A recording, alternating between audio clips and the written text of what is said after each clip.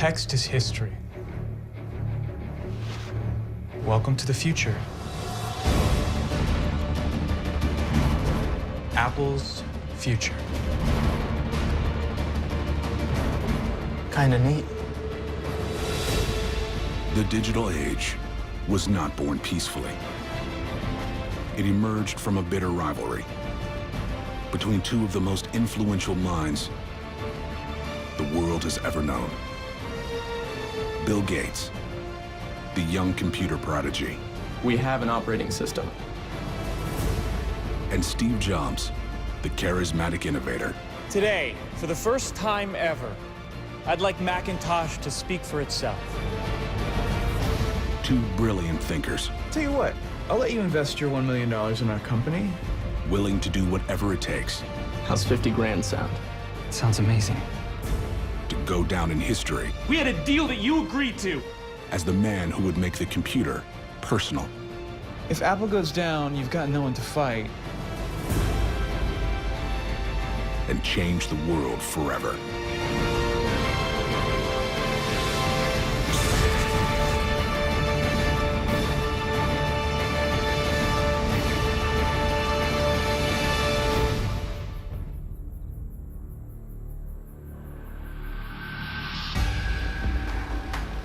A teenager and his friend are on a mission to hack into their local computer center and help themselves to some free computer time.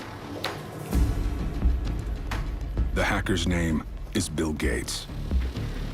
Bill Gates was a guy who came from a well-to-do family in Seattle, had a great education, was a smart guy, was by all accounts a very driven and competitive guy. That was his nature. Bill wanted to win. Even as a teenager, Gates possesses a rare knowledge. He knows how to operate a mainframe computer.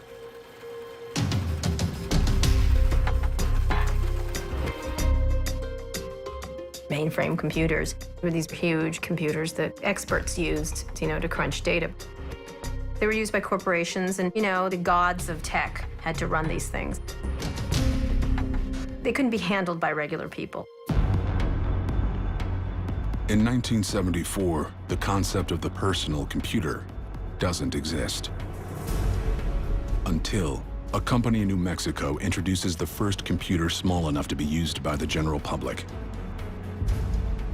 It's called the Altair 8800.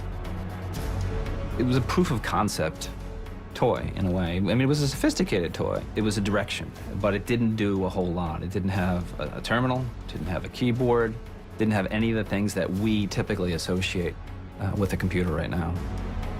Most importantly, there's no easy way to operate it.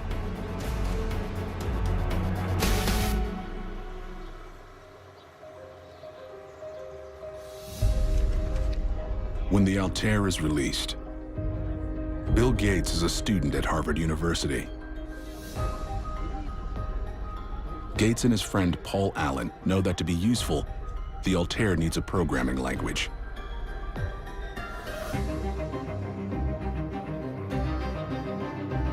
And they decide to give it one.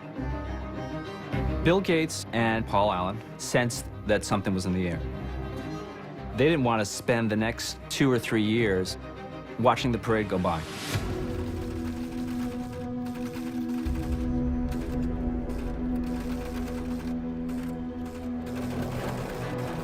They use an early form of programming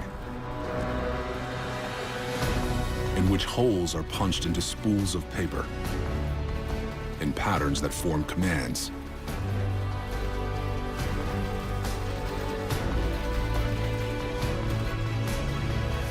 To prove that their program works, they'll have to take it directly to the makers of the Altair. Hugo. You look older, they'll take you seriously. Okay.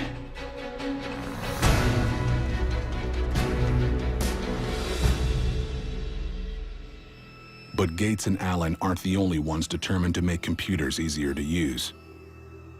3,000 miles away,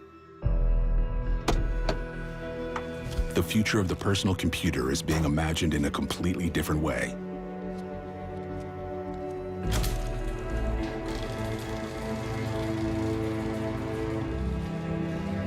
Steve Jobs is a college dropout who has just returned from a spiritual quest in India and has limited experience with computers. He was part of the hippie crowd, the whole drugs and all kinds of alternative lifestyles. He was not trained in computing. One of Jobs' friends is Steve Wozniak, an electronics and computer hobbyist, who's come up with a radical idea. Hey, What you working on? I got something new. Check this out. Wozniak has built a computer with a microprocessor, like the Altair. But he's added two other key components: a keyboard and a monitor. Instead of having to punch code into paper, programming can now be written directly using the same keys found on a typewriter. It was a eureka moment. I could type commands on the computer and they came up on my TV screen. These things I call eureka moments are surprises that even you didn't realize how important they were going to be for how things work. Jobs is immediately intrigued. But unlike Wozniak, Jobs is less interested in how computers work and more interested in how he can sell them. Steve was the total businessman. He wanted the company. I just wanted to build cool products. And that was pretty much our relationship. We needed each other so badly.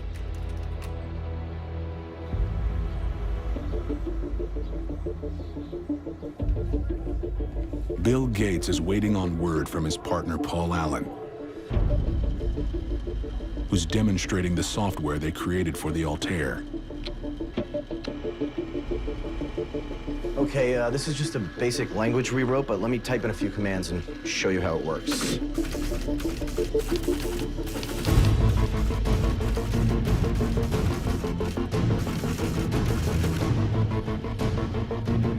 You don't know which ideas are going to have the greatest potential until you've actually put them in practice. Sometimes someone comes up with an idea and you say, wow, this could really revolutionize the world.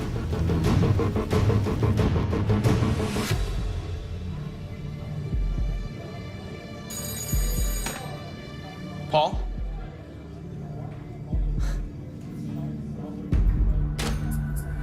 Gates and Allen have just sold the first software program for a personal computer. It's enough to inspire Bill Gates to take the biggest risk of his life. At the age of 19, he drops out of Harvard, and along with Paul Allen, starts a small computer company in an Albuquerque strip mall. They call it Microsoft. In a California garage, another ambitious company is being born. Steve Jobs thinks he can sell the latest computer designed by his partner, Steve Wozniak. After all, it has 16 times the memory of the Altair 8800 and a memorable name. I was thinking Executech. Maybe Personal Computers, Inc. No.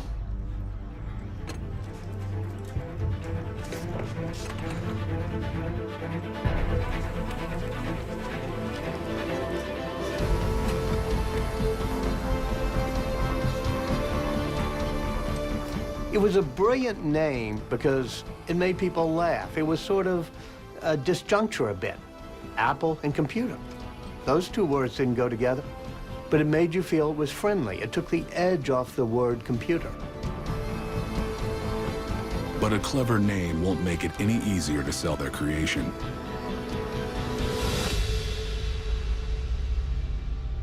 Well, as you can see, we're using the ASCII keyboard and as well as the MOS 6502 chip. Why didn't you use the Intel 8080? It's more compatible. You can see the design here. If you want to know like. more, you can buy one. I think we've shared enough. Even with the revolutionary addition of a keyboard and monitor, The Apple I is a flop. Jobs only sells 200 units to computer hobbyists.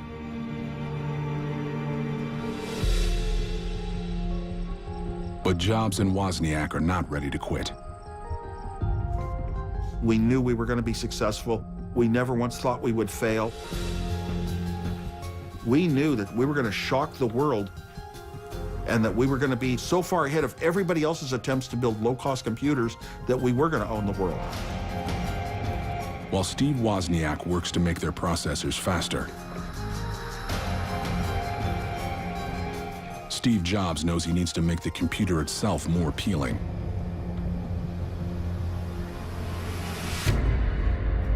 Not only to computer enthusiasts, but to everyone. He begins to imagine a fully contained machine, incorporating all the needed components into a revolutionary, easy-to-use design.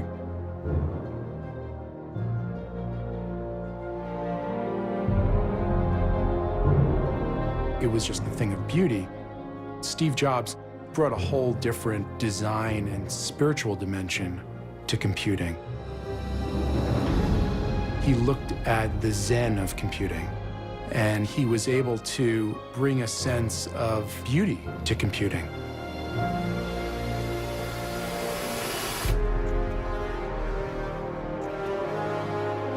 The Apple II was about to change the computer business forever. And one man is determined not to be left behind.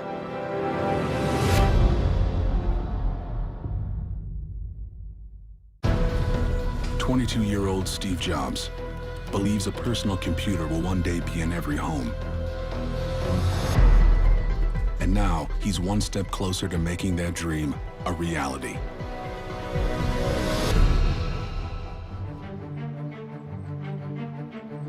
In June 1977, the Apple II was released, and it's unlike anything the public has ever seen before. Its easy-to-use design is an instant hit with consumers. And within a year of its release, the company is bringing in $8 million in sales. We started selling right away. We were so advanced in the computer world. It was color, it was graphics. We were so many light years ahead of everyone else.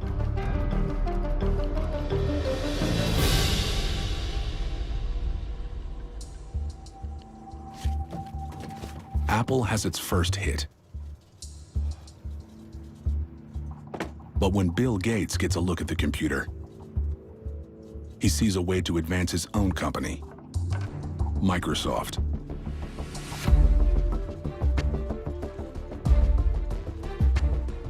The Apple II may be perfect for everyday consumers, but its programming isn't compatible with most business software on the market. Gates knows if he can give it the ability to run business programs, he can cash in on Apple's success. Gates and his engineers spend months developing the Soft Card, a circuit board that plugs right into the Apple II, allowing it to run business software. But in order for Microsoft to benefit from its design, two of the greatest minds in the computer industry will have to meet face to face.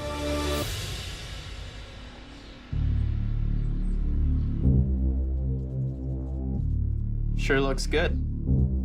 On the outside, it's what's inside that matters.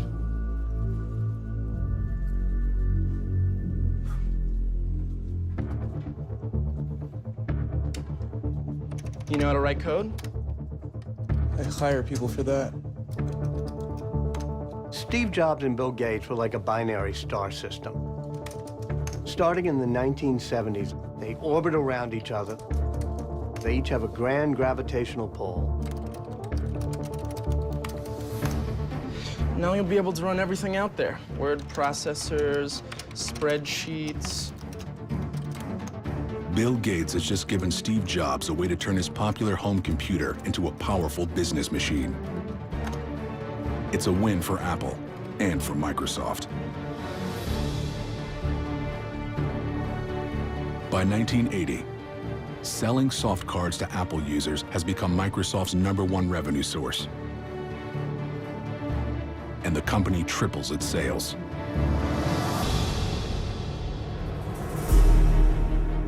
But Bill Gates is already looking past Steve Jobs and sets his sights on the biggest name in technology, IBM. For decades, IBM has been at the forefront of business technology. But now they want to get into the personal computer business. The thing that Gates saw that was important was IBM was going to be a big deal in this area. And so he wanted to be the principal software on that PC.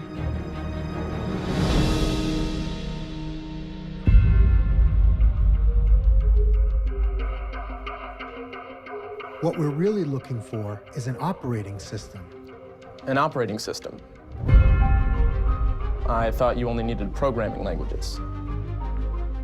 We could go with another vendor. I mean, we have an operating system.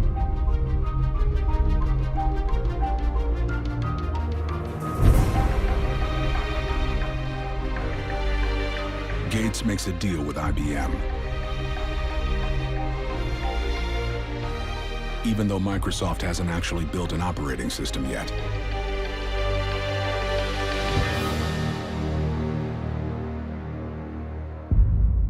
But Bill Gates knows where he can get one.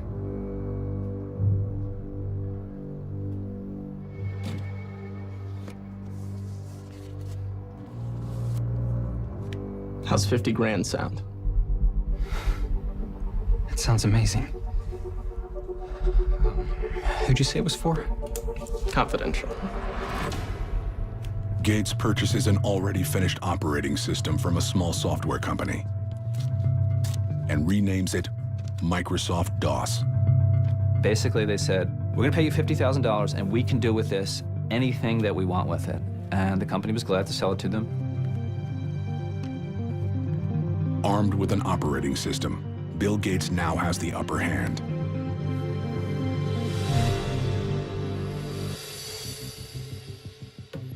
So when he returns to IBM, he makes one non-negotiable demand. I'd like the right to sell it to third parties. Gates is making software, and software was king. And so Gates made the very shrewd idea of creating software that could be on any device.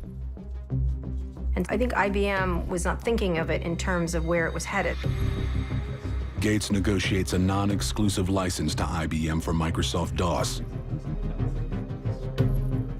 Now, Microsoft has the right to sell their operating system to any computer company in the world. It probably ranks as the greatest business deal in history. The money that DOS brought in made Microsoft an incredibly wealthy company. And when you have a lot of wealth, you have a lot of power. And you can begin to shape an industry.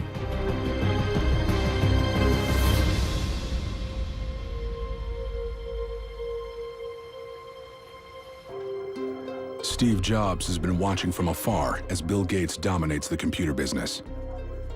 Apple's response to the IBM PC was, derision.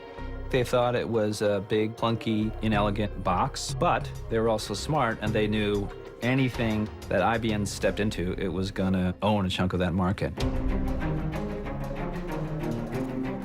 Jobs knows if he's going to keep Apple competitive, he needs a big idea. This guy, Jeff Raskin, suggested we go to Xerox PARC Center. He said they have some things you should see. They're under wraps, they're kind of secretive.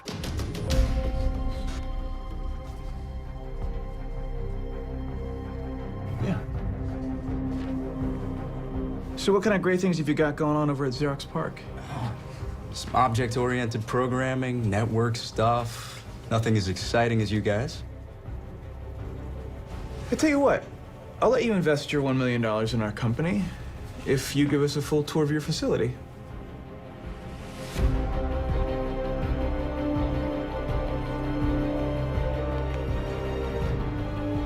We can make that happen. Steve Jobs has no idea that what he's about to see will transform his life, his company, and the world.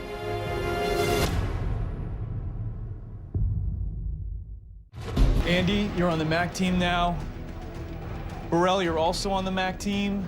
And Mike, you're coming as well. Design meeting tomorrow morning, 8 a.m. Jobs makes one non-negotiable demand.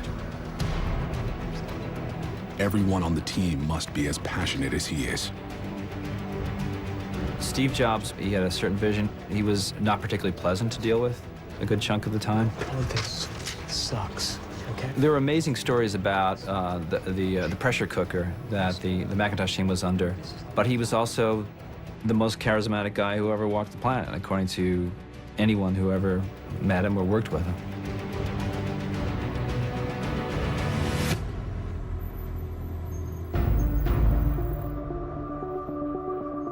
With building the Macintosh demanding all his attention, Jobs realizes he needs a proven business leader to run Apple. Steve needed somebody who could be a crisp manager and marketer. Because Steve was all over the place. He was not a great manager. In 1983, former Pepsi executive John Scully steps in as Apple's new CEO. Just as Jobs is nearing completion on the Macintosh. We're all set. All the top guys? Yep. All in for the Mac. Who'd you pick for software? Microsoft. You trust Gates? There's no one better. What he did for Apple II, insanely great.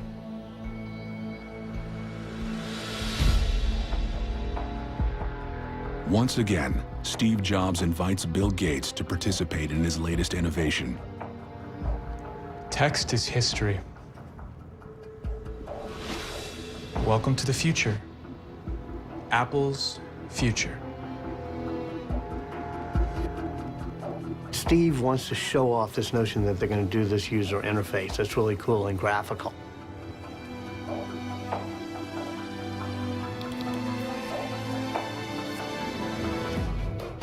And Gates thinks it's absolutely wonderful, and he's willing to write Microsoft software to be part of it. Kind of neat. But Gates senses an even bigger opportunity for Microsoft. I think when Bill Gates saw the graphical user interface, I can't imagine he did anything but think, like, I got to run back and tell my guys about this, because this is the way you're going to interact with computers in the future.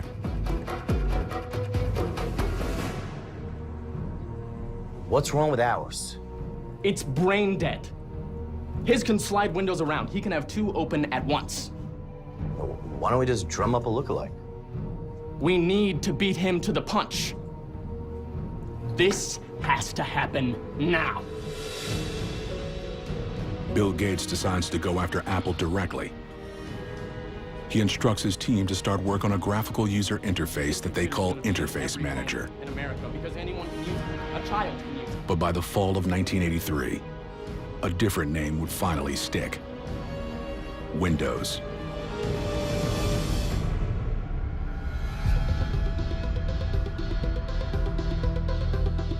When word of Microsoft Windows reaches Steve Jobs, he's only weeks away from releasing the Macintosh. The idea he's devoted the last 3 years of his life to.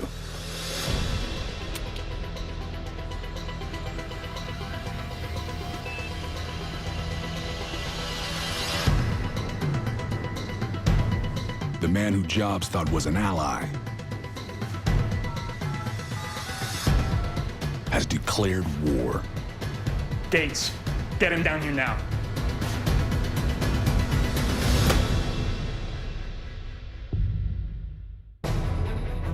Steve Jobs and Bill Gates are both staking their futures on the same revolutionary approach to software for the personal computer. But in the effort to get to market with it first, the one-time partners are now at war. Gates, get him down here now.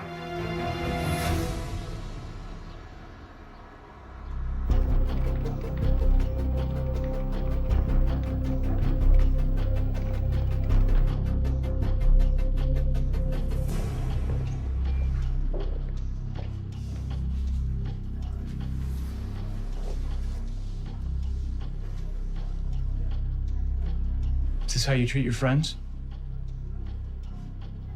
I trusted you. I brought you in on the Apple II. I brought you in on the Macintosh. We had a partnership. We had a deal that you agreed to. And you're stealing from us. You're killing us, and I'm not gonna stand for it. Bill Gates is a smart guy, and he's a smart businessman, and he recognized an opportunity. He wanted to create a great computer. He wanted to create a great company, a strong company. And you do whatever you have to do to get that. Windows is still 2 years away from being ready. But Bill Gates knows he needs to beat Jobs to the announcement.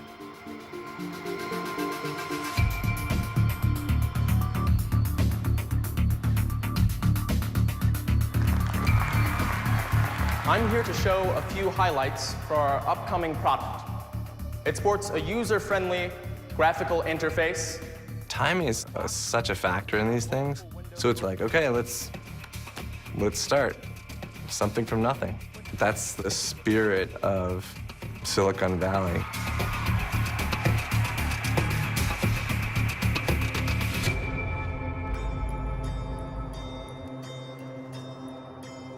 Steve Jobs' dream has been hijacked.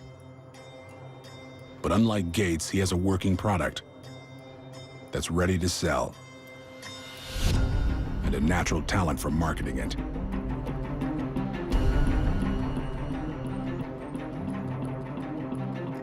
Many of us have been working on Macintosh for over 2 years now.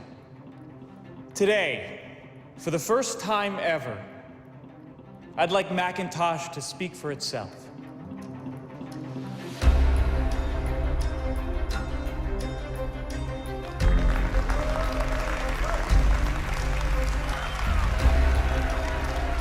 Hello, I am Macintosh. It sure is great to get out of that bag. The Mac was the ultimate fusion of beauty with technology. The world's first truly beautiful machine. It looks like it's smiling at you. It looks friendly. That made Steve Jobs' heart sing.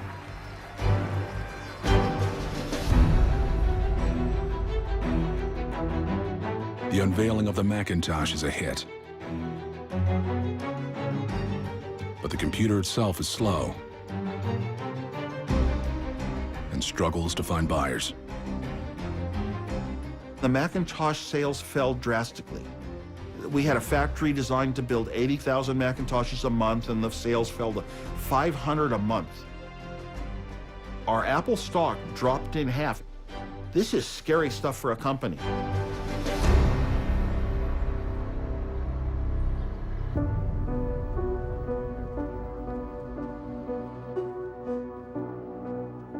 I got with the design department, and I think it's gonna be... Steve, there's no one who admires your brilliance and vision more than I do. John, what are you saying? The board's decided that it's best if you step down.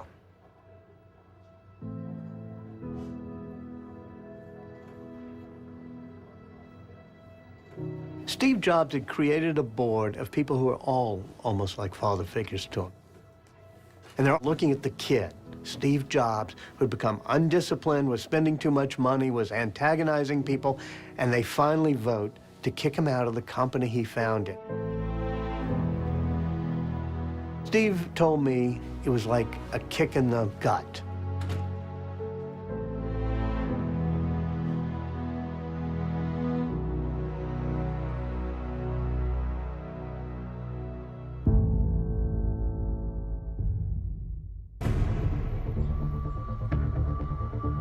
In 1985, the Macintosh fails to light the world on fire.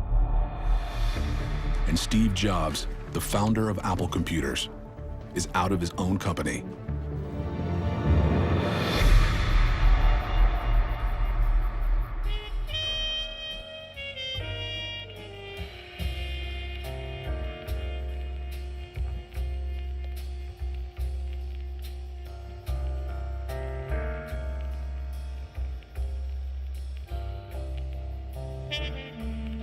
A man who once seemed an unstoppable pioneer has been cast aside.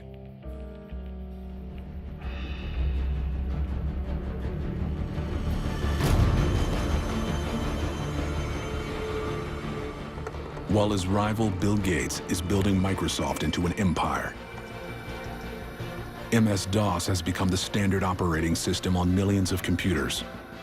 And on November 20th, 1985, Bill Gates and Microsoft introduced Windows to the world.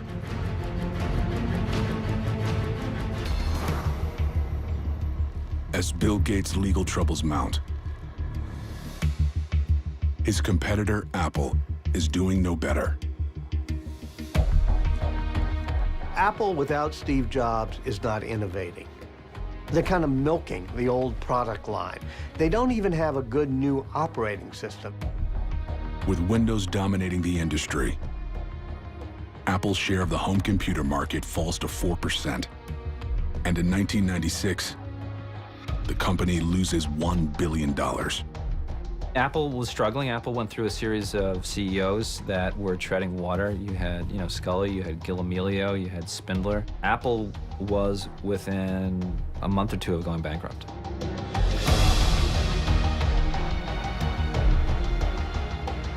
Apple stands on the brink of collapse. So 12 years after forcing him out, the board asked Steve Jobs to come back.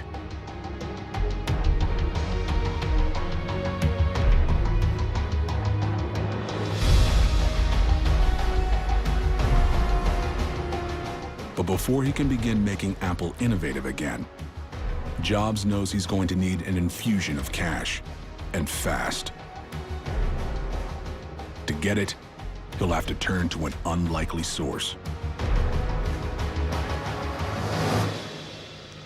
Hi, Bill. Bill Gates is under investigation for running a monopoly.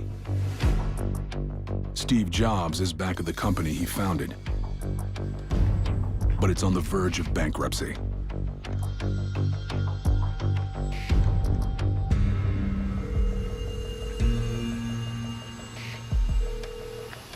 Hi, Bill. Steve? I hear you're making friends with the Justice Department? And you're back on board a sinking ship. If Apple goes down, you've got no one to fight. But if you keep us in the game, you can go on winning. Think about it. It didn't behoove Gates for Apple to go away at that stage of the game. If you have no competitor, then people say, you own all the market, and that's not a good thing. It's better to have a crippled competitor than no competitor at all.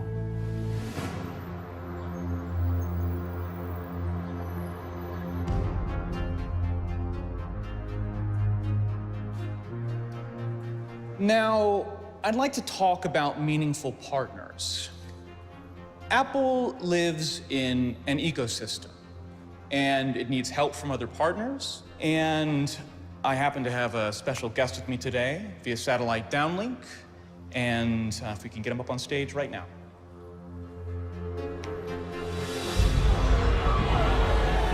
Good morning.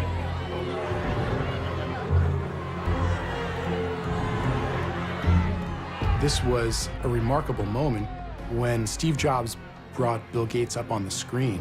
The cult of Macintosh jeered and booed him. He was reviled as a monopolist, as a bully. They hated Windows, they hated PCs, and they hated Bill Gates. Despite initial backlash, Microsoft invests $150 million in Apple. And Jobs wastes no time turning Apple around. Steve just takes massive control, and he makes sure that the products are just relentlessly beautiful, like the original iMac with its translucent colors and that rabbit-shaped design. 7 minutes to load a song. In 2001, Steve Jobs pushes beyond computers. The MP3 player that ruined my day. Into entirely new products, like the iPod. Make me something better. Nobody knew we needed 1,000 songs in our pocket. We all had MP3 players. But Steve said, no, I'm going to create something that's so great. People don't know they want it, but once they see it, they're going to want it. Everybody says, that's great, but Steve says, no. Somebody's going to be smart enough to put this on a telephone, and we'll be left out. So he comes up with the iPhone. In 2007, fans wait in line as long as over 100 hours to buy what would become Steve Jobs' signature marvel, the iPhone. And Apple is on its way to becoming one of the most profitable companies in the world. The concept that you could carry around and hold these supercomputers in your hands and do all kinds of things with them and interact with the world is a big idea. You had to pick one person who impacted technology more than anyone in this era. It would have to be Steve Jobs.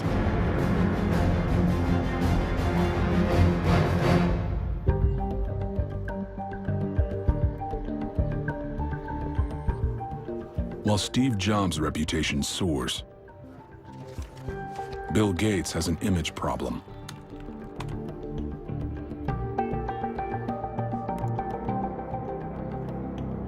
And if we can get him up on stage right now.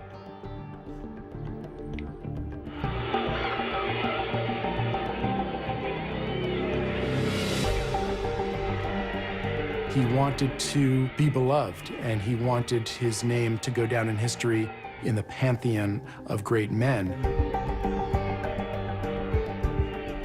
In an effort to redeem his legacy, Bill Gates, one of the wealthiest men in the world, turns to philanthropy. He was motivated to become a philanthropist not only to make the world a better place, but to rehabilitate his image. The Bill and Melinda Gates Foundation becomes the largest private foundation in the world. Gates now is very compassionate and very wise, and has come around to the thinking that we all are on the same team. He's going to leave the world a better place.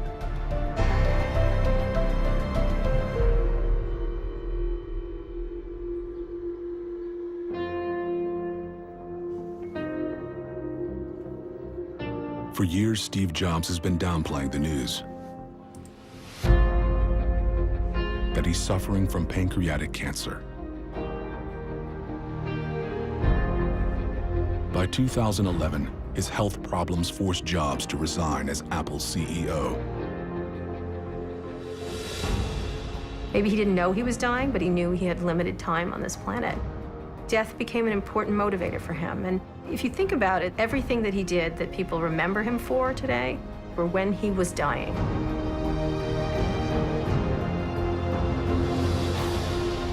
His death is mourned the world over by legions of fans as devoted to the man as they are to his machines. In the year following his death, Apple would become the most valuable company on Earth.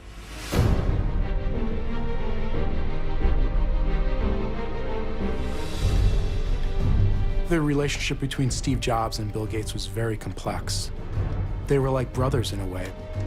They were with each other every step of the way, sometimes rivals, sometimes friends. They were mean to each other, but eventually reconciled because they were the two pioneers that built the industry.